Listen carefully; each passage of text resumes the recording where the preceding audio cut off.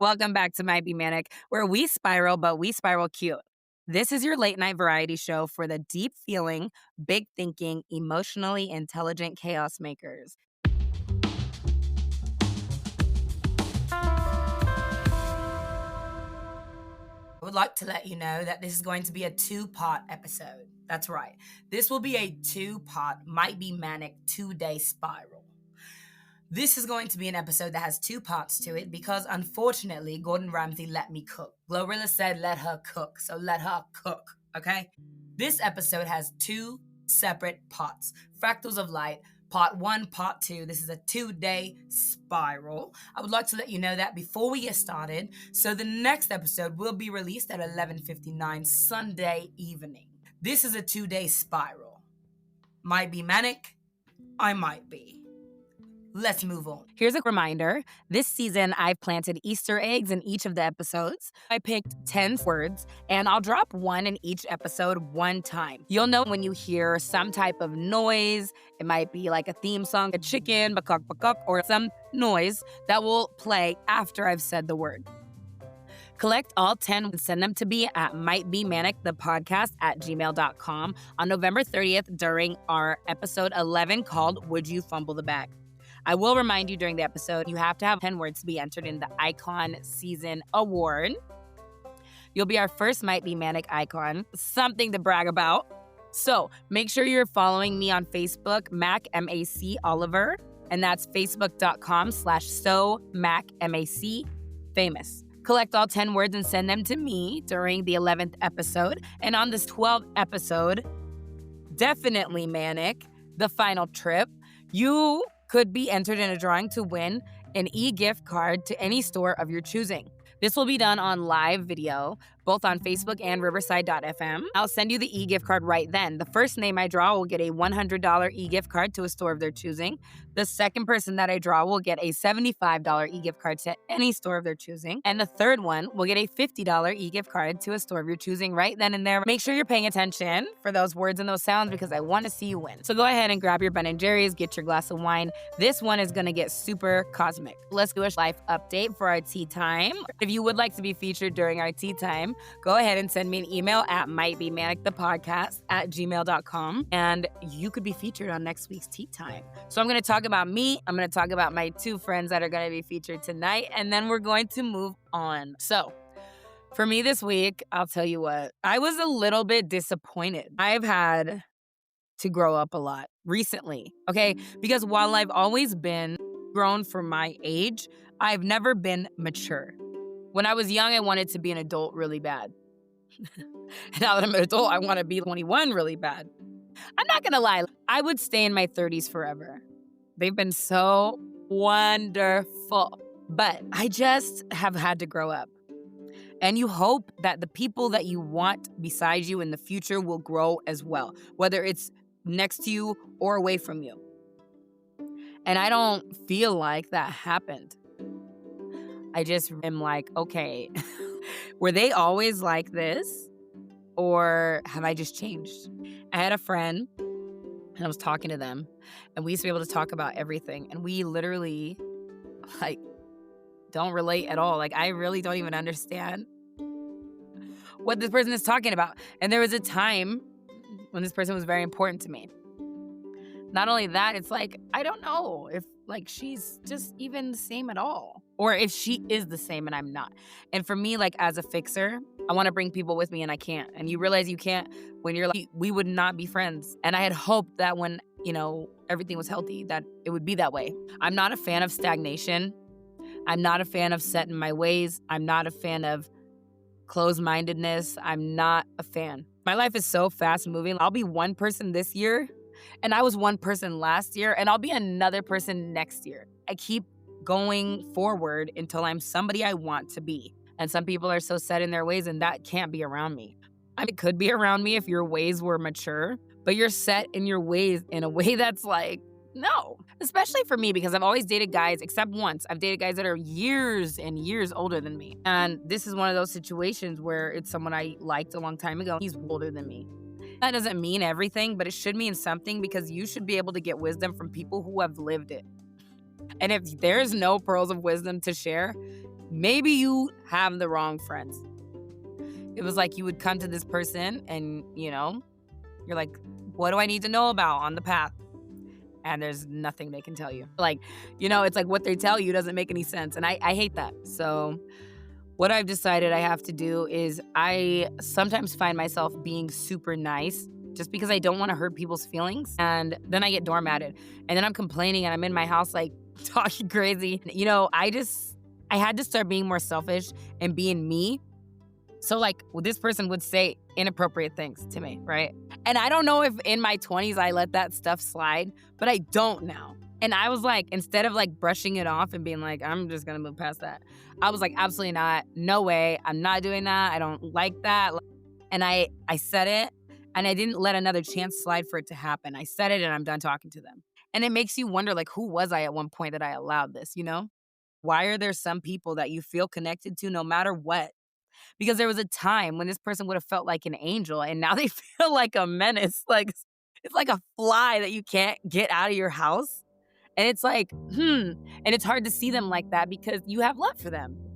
Because they were what you needed at one time. Like, we went to this one motel that we used to go to every year. And it was terrible this year. Like, we left early. And I told my kids, like, at one point, like, because they were like talking crazy. And I was like, no, listen, at one point, this was enough for us. And it's enough for people at whatever stage you might be at. It might be enough for you. But at this point where we're at, I think we have outgrown this place. And we won't be back. But there was a time when that was all I could afford. And it was more than enough. Several times. So you have to appreciate some things for what they are. But there's other things that you can't let go. It's hard to stand on business.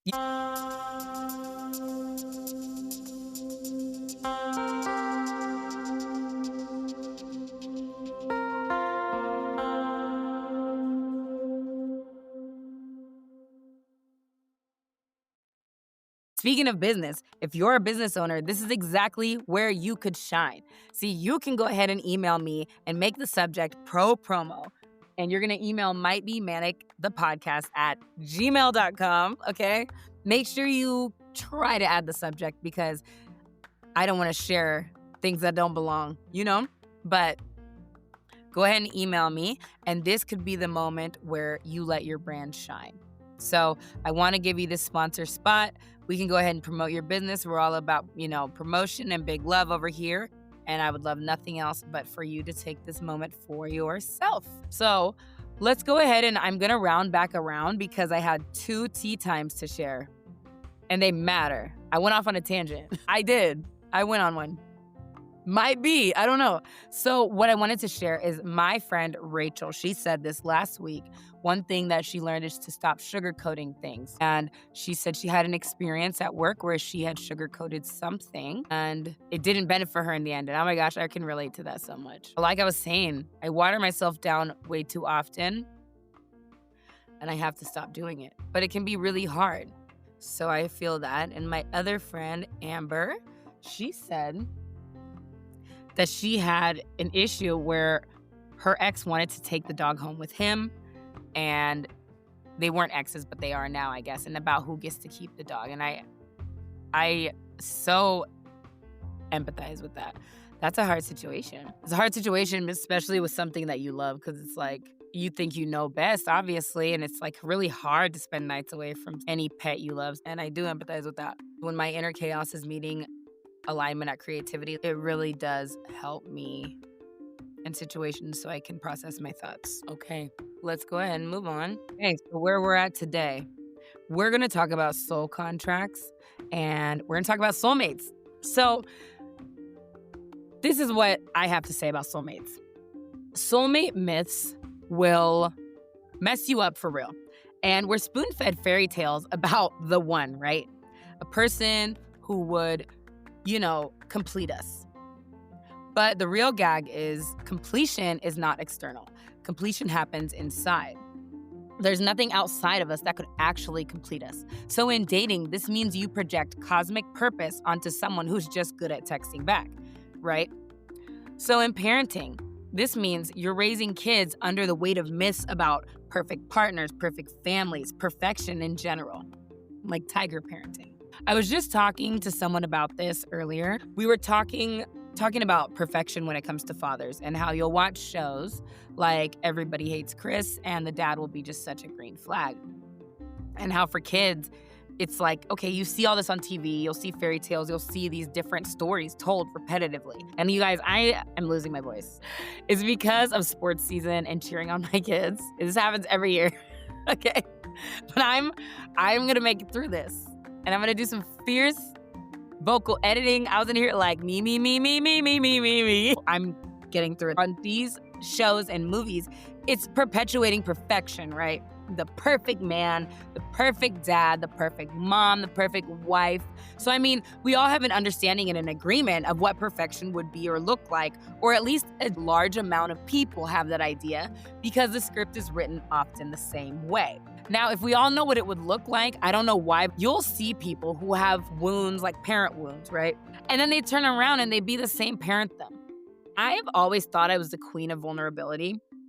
And I dated this guy like a few months ago. And I'm telling you, I can't count the number of moments where I was like, this is out of my league. Because I thought I was good at talking about feelings till I dated an emotional man. And then I was like, we're in unknown waters, coach. Like, it affects all of us. So this isn't just about dads. This isn't just about moms, wives, husbands, anything. We all do it. Blessing blockers that you can see in the mirror. What makes it worse is that we can all write about it and agree about it and fall in love with Prince Charming in the movie, and then we seek out other when that made us feel away. So soulmates are real, but they're not always forever. And we need to understand that because really nobody is forever. But we want that, you know? And it's like, that's a guarantee. Like when I was learning about life insurance, about using your death benefit and getting cash value while you're alive. And many intelligent people do that because it's a guarantee. And it's like, we still want people forever though. Like we feel like we'll be the exception that gets someone forever. And that hits home for me, especially as someone who's lost a parent really young. You're like, yeah, I get that, but can I have it? We have to get around that. Isn't that odd that the first thing you think when you fall in love is forever, when we know that's the only thing that can't happen? Soulmates come in the form of friends.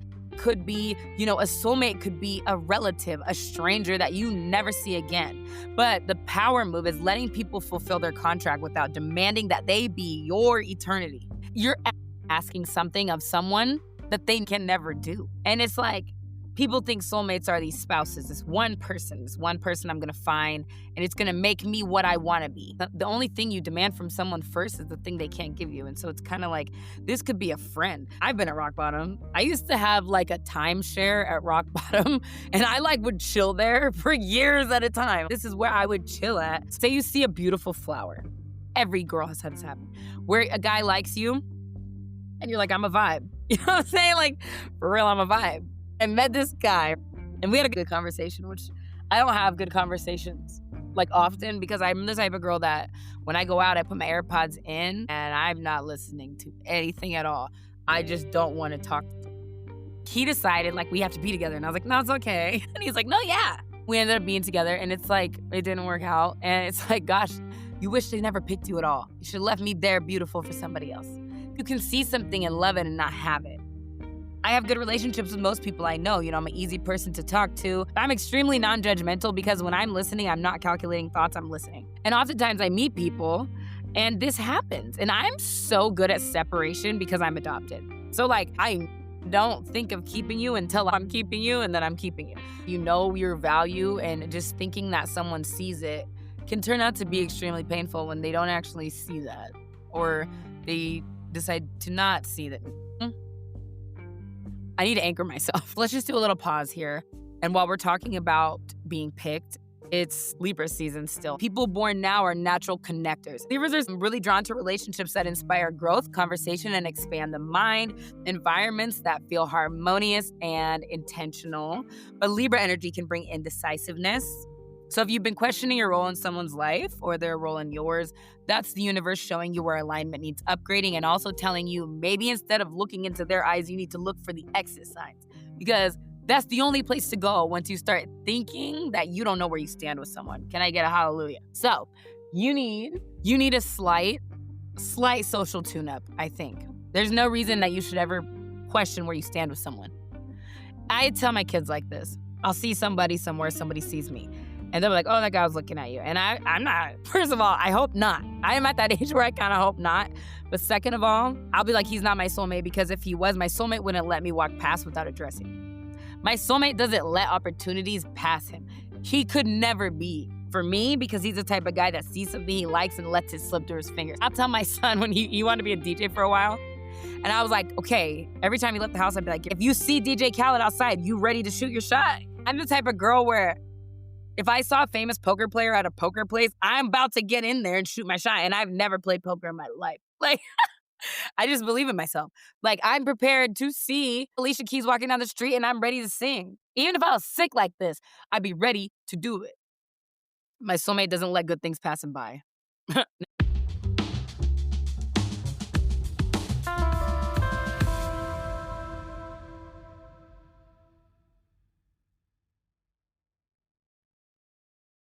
It's like when you go on a hike and you see a trail with like bear traps and broken glass. Why would you go that way? Because the path of least resistance is often the one meant to be trekked down. I'm not saying everything in life comes easy. Most things seem to come very difficult. However, why would you take the hardest direction? There's going to be plenty of struggles on the way. You might be on the path of least resistance and it's no shade. You know what I'm saying? I'm not saying you're going to get it easy. I'm not saying take the easy way out. But the way that doesn't resist you is the way you're supposed to go. What's meant for you will never hurt. I will repeat that again.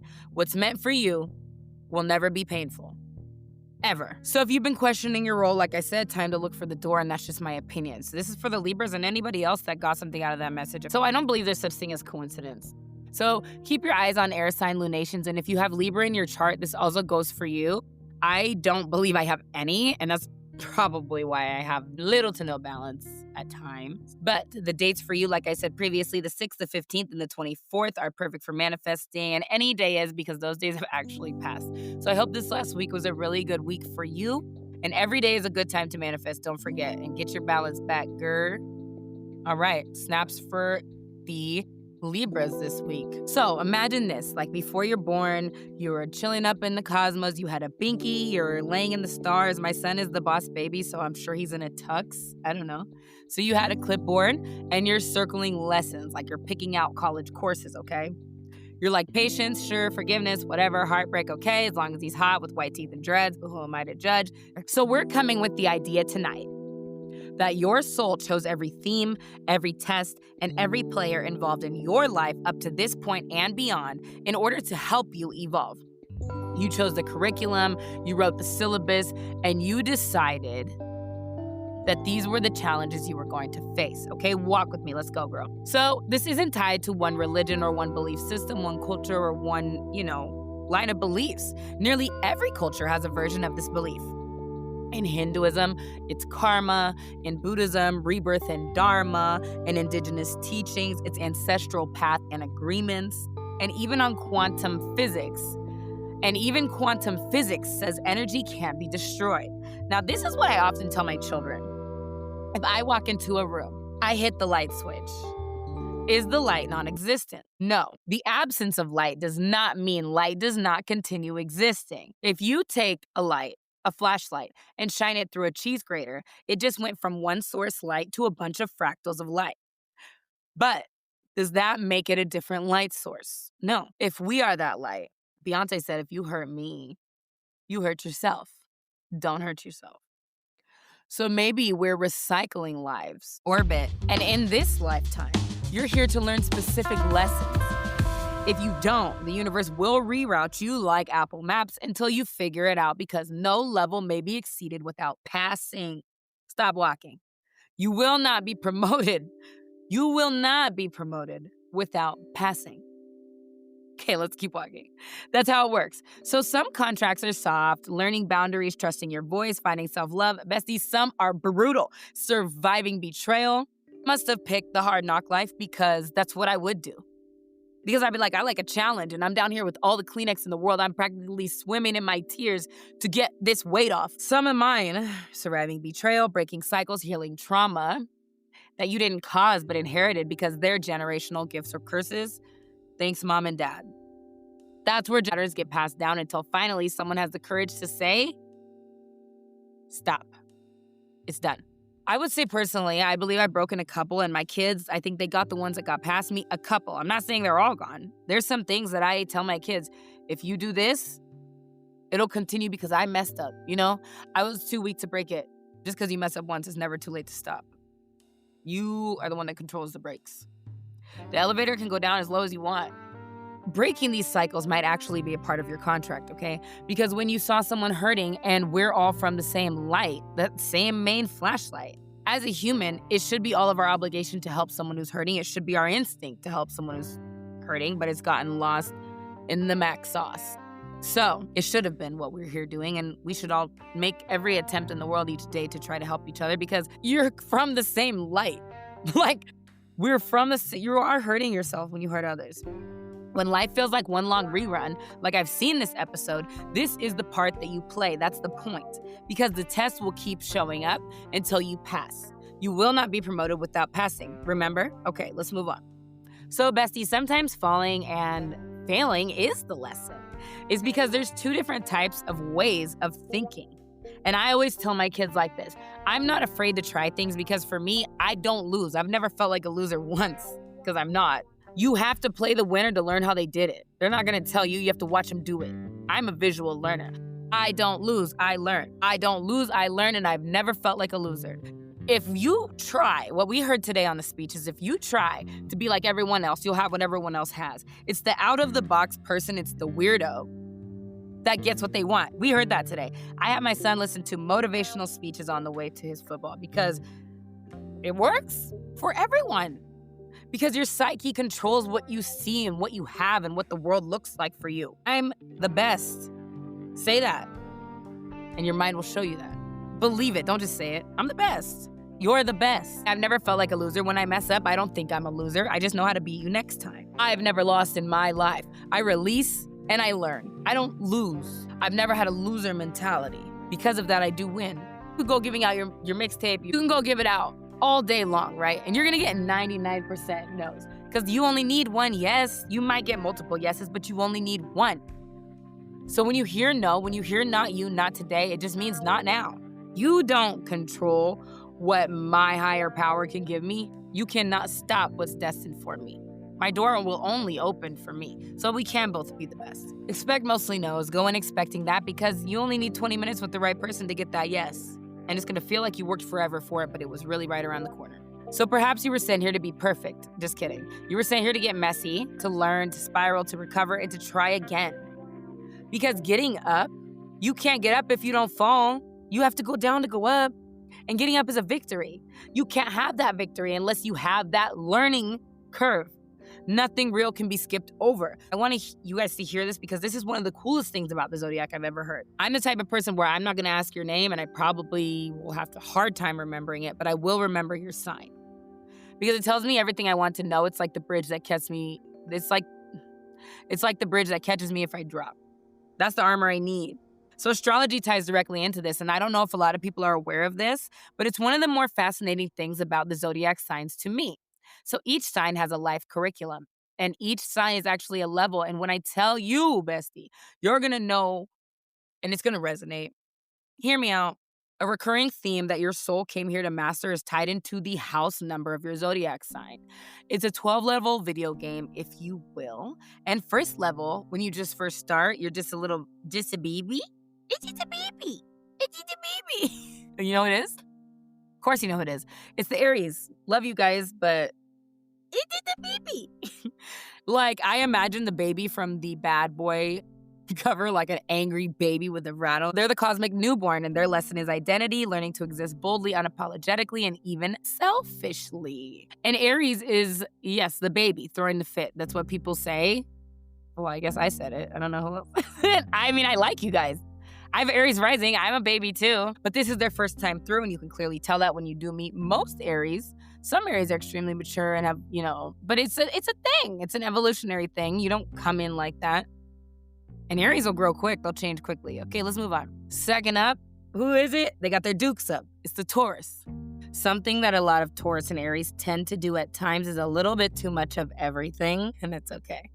I have Aries rising, actually, but this is about Taurus now. So let's move on. I like this about Taurus, I will say this. They're materialistic and they hate change and they're stubborn, and I enjoy that.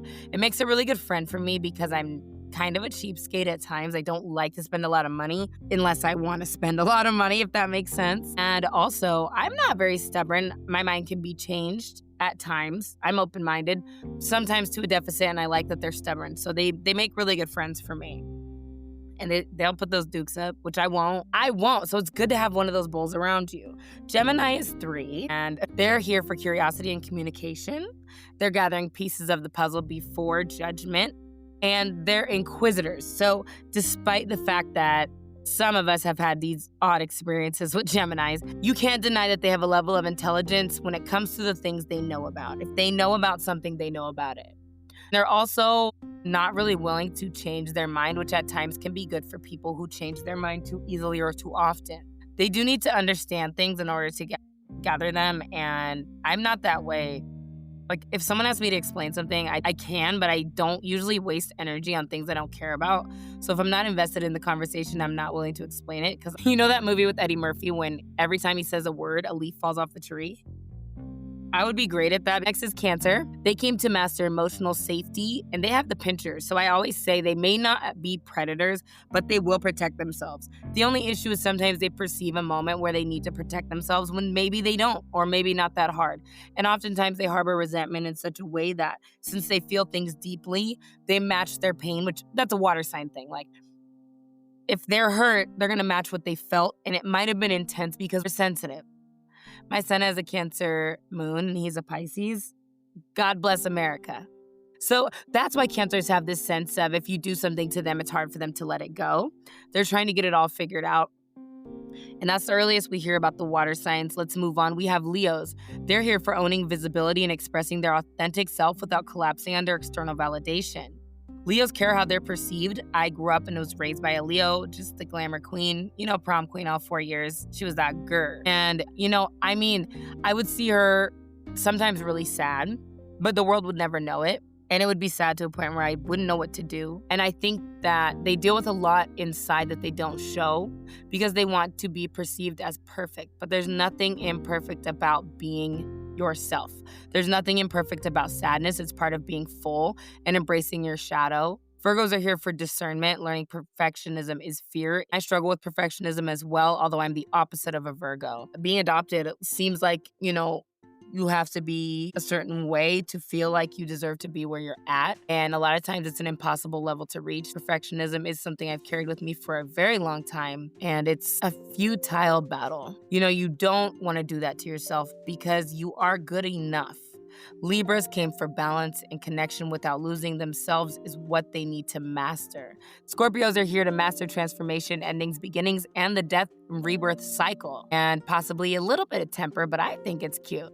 Sagittarius signed up to chase meaning, and you see that, They're looking for freedom, truth, and self-discovery beyond borders. Capricorns are here to learn responsibility, but also softening enough to enjoy the mountain once they climb it. My son is a Capricorn, beautiful human being, so necessary, but I always tell him he's a strict baby. They are. And it's because Capricorns of structure, and a lot of people are lacking that. I'm a Pisces. And so for a Capricorn to be raised by a free spirit mother can be really beautiful because he grounds me a lot. And I don't mean takes my phone away. He keeps me grounded. And so, they can clearly see what's right and wrong. He wants to be a judge. So that tells you what you need to know. And sometimes when other people do something, they'll notice it. But sometimes Capricorns can lack self-awareness. And that's where I come in. That's why it makes a really harmonious match. It's not because they mean any harm. They just really want everyone else to get on the right track. And sometimes they need to put that same passion towards themselves because they deserve it. They're great people. Aquarius came to disrupt systems. We know. And innovation and rebellion in the same name of collective progress. Innovation and rebellion is their love language. They want to project humankind forward. But they do need to address a lot of internal pain. It's sometimes it's noticeable that it's very few and far in between that you meet a very healed Aquarius, and it's not in a negative way.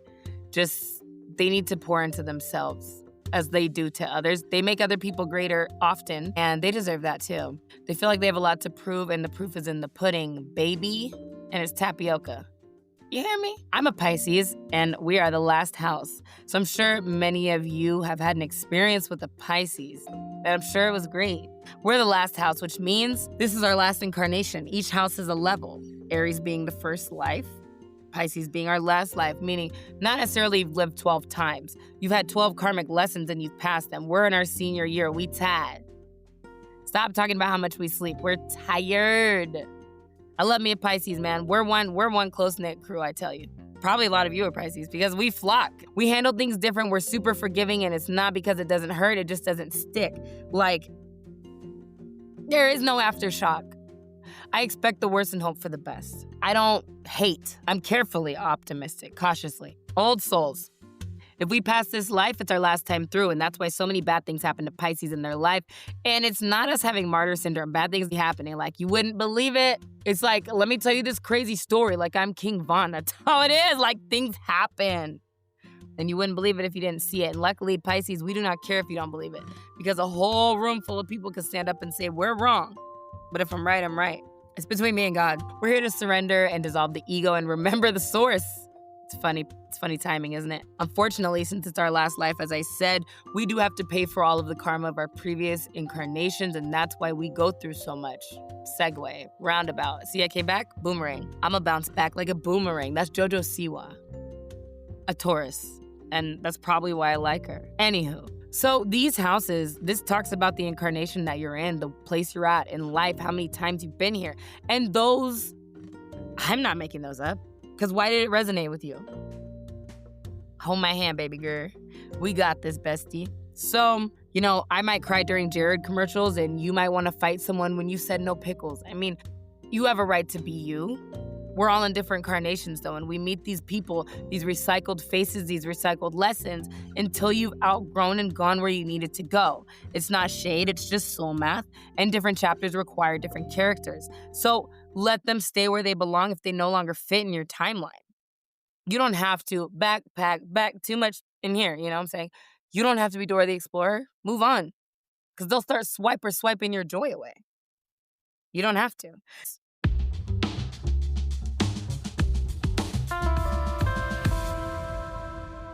You have no obligations. You owe yourself. A lot of people confuse soulmates and twin flames. Soulmates aren't always romantic. Soulmate could be someone who I said, okay, in this life, I'm gonna come back as your mom. And when you get off track at this point, I'll be there to help you stay on track. And you'll come back as my son. Because I'm gonna need you to help me because I'm gonna get off track because my karmic debt repayment includes me having these tendencies. And I know you're the only one who I'll listen to when you try to save me. It's not always, if you like it, then you should have put a ring on it. Although Beyonce is pretty much always right. I just really love her. I got to a point in my life where I no longer wanted to get married. I don't say I don't believe in marriage, like it's a thing. It's like saying you don't believe in stoplights. They're real. I don't believe I would have any benefit in getting married. It just doesn't feel like something I want to do. And I realized that after I understood soulmates differently. I don't need anything else and I don't need anyone else. And I have so much appreciation for myself. Not saying married people don't. But I've been living alone since my senior year in high school. I'm very comfortable with myself, so much so that my ways, and I know I said I don't like stagnation, but the way you keep your house, it's not necessarily stagnant. I found a day that worked for me and I kept living that day as far as running my household went. So, it could be anyone. It could be a best friend. It could be the barista that said something that cracked you open when you needed it most in ways you didn't even know that you needed to bleed. I've had something like this happen. It's like therapy. And we agreed to meet these people before we even got here because they're the flashlight holders on our path. They are the person that said, right this way. A cosmic chauffeur. I decided in this life, say I said this, I'm gonna go through yada da da da da da da da da da blah da da da da da da, I like Skrilla a lot. So I need you to be somewhere, in the shadows and ready to keep me directed. This could even be an artist that you like to listen to who inadvertently affects your life in a massive way. And this is a conversation I'm not gonna have right now. But this is how I feel about Usher. And I'm not gonna talk about it because I would cry because I'm a weirdo. I fangirl. I still do that. I'm a baby of the 90s. We like celebrities. I don't know what's happening. But it's this little group of lights that you sat with prior to carnation, if you will, and you decided that they're perfect because I decided to go through this and I'm going to need this at said time. So I need you to be blank. Deal. As long as you promise to reciprocate with being blank. It feels right when you meet them. You know, I've met people and it's like, wow, we just connect. And then one day it's like they're gone. Like you unsaw my greatness or you just didn't need it. And it's like, it used to hurt. And I tried to rekindle these relationships until I realized purpose served. Purpose serves. And that's fine. Memories, good memories are good to have because if you continued, it may not have been that way. And it's like, don't think they don't remember you. They do. You know the impression you make. Don't doubt yourself. Would you forget you? I think a lot of times people have this notion that everybody you like, you have to keep. This can't be. You're not entitled to that feeling for life. So when you have it, you do right with it. I hate when I have to cut people off at times because I have to do it quite often because my respect is so important to me. But I think in my head, I wish you could have had what I would have been for you because I love you so much that I know you deserve what I planned on being. But you can't have it because I'm not willing to sell my respect not for sale. And it's too bad for them because I know what I planned for you. I know what I planned to be for you. But along with soul ties, there's this thing where it can't be that way. And I hate that. I've only dated people who grew up very differently than me. And I always thought whatever, as a Pisces, as a mutable sign, whatever they've never had, I'm going to be that. But that would end up abandoning me. I would abandon myself. They say with the Pisces, it's like taking a food coloring dye and dropping it into the ocean. You're not getting the drop back. We immerse ourselves. We become what we love because we truly admire you. And I've had to let people go. And I hate that because I wanted to give you a certain type of love that you've never had because it's so sad you've never had that.